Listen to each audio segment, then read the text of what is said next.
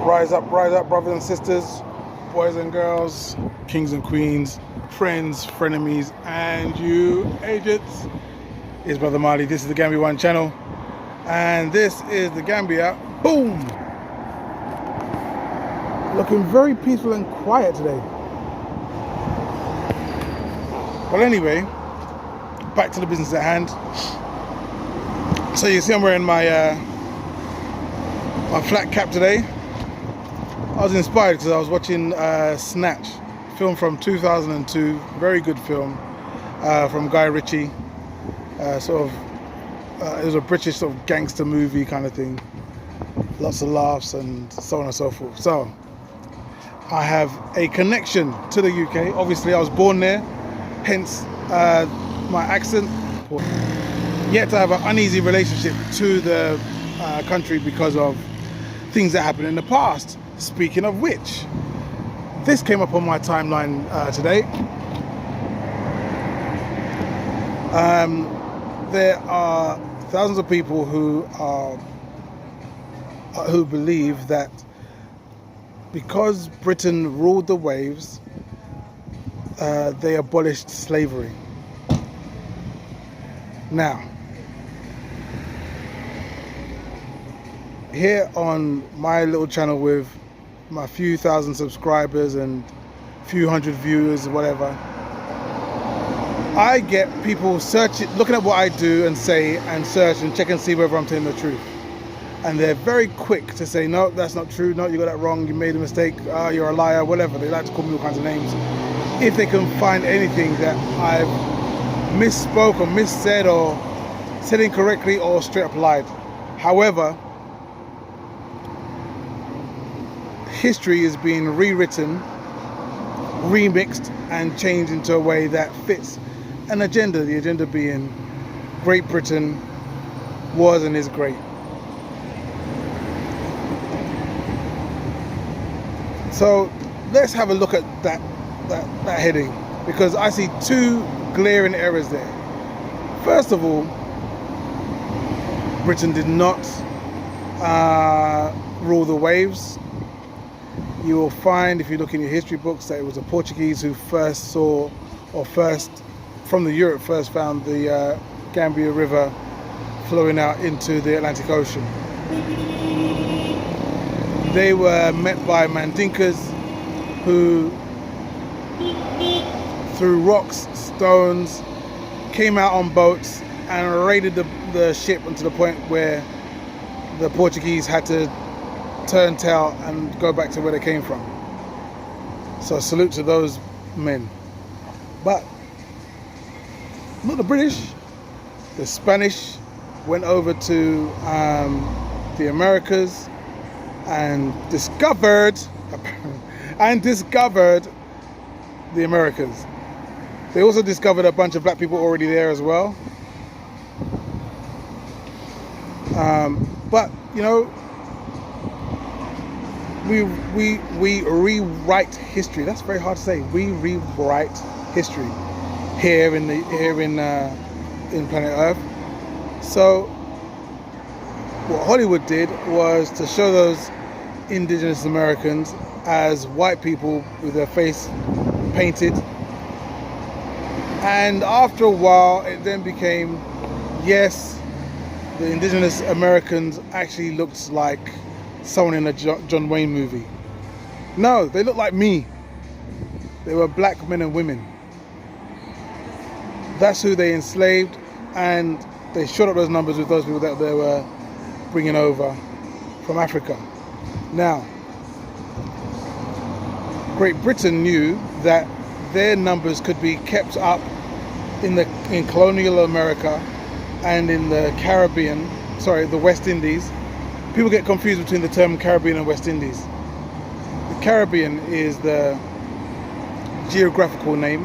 The West Indies is the name of the British company that was founded to run the slave plantations over there in the Caribbean.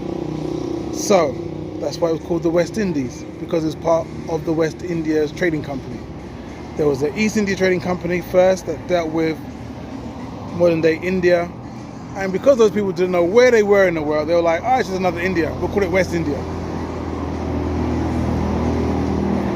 So, West Indies,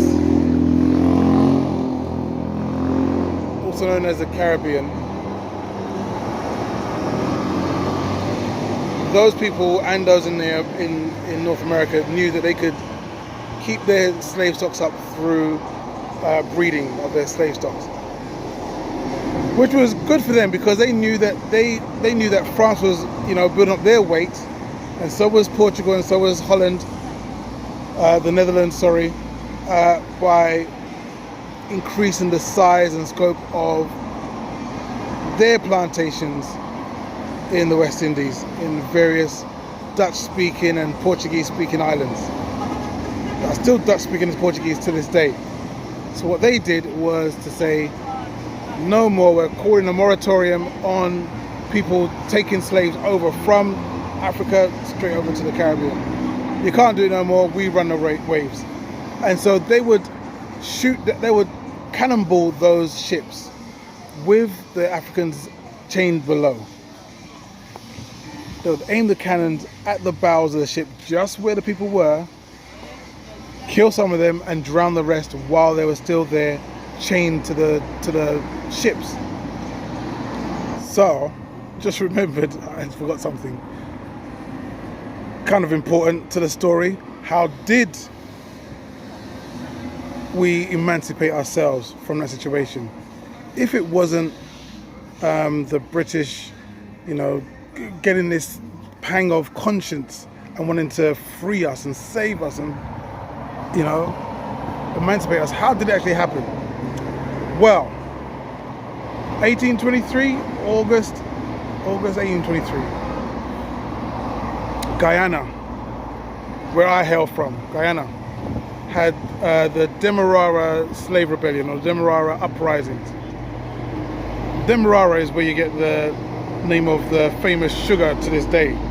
Still comes from Guyana, from those same Demerara slave plantations.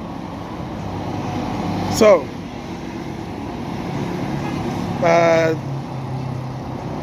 the enslaved Africans there,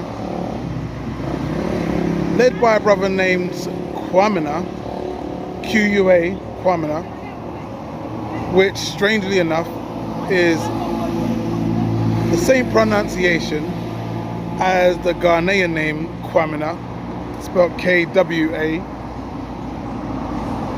So to me, I think it's safe to assume his brother had Ghanaian roots. But this slave rebellion was so awful, so devastating to the local economy there. It was eventually quashed by the military, and this kind of action was repeated throughout the islands. So across the islands, uprisings were happening. The big one was in Jamaica. Now, in Jamaica, you had they were the last, they were late, because Jamaicans are always late for everything. But there was no questioning them. When they finished, the whole island was on fire, and those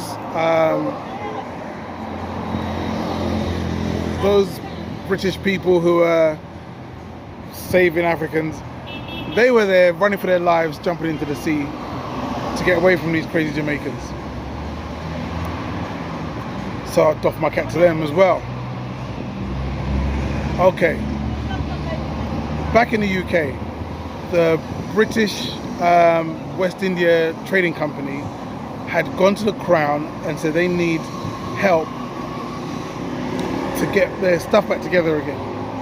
Which the Crown said, no, there's no way we're spending that much money to send armies and armies of people to get taken down by Jamaicans. No, that's not happening.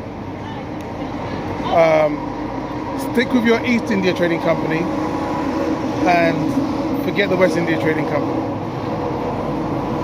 That was the first domino in the destruction of slavery in that part of the world. Okay, back to the original story. Fast forward a couple hundred years,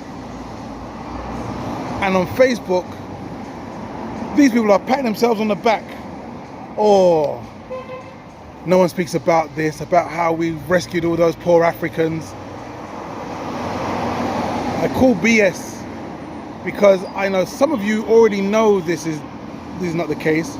You know the reason why it was being done, and you know that there were no Africans being saved in the process.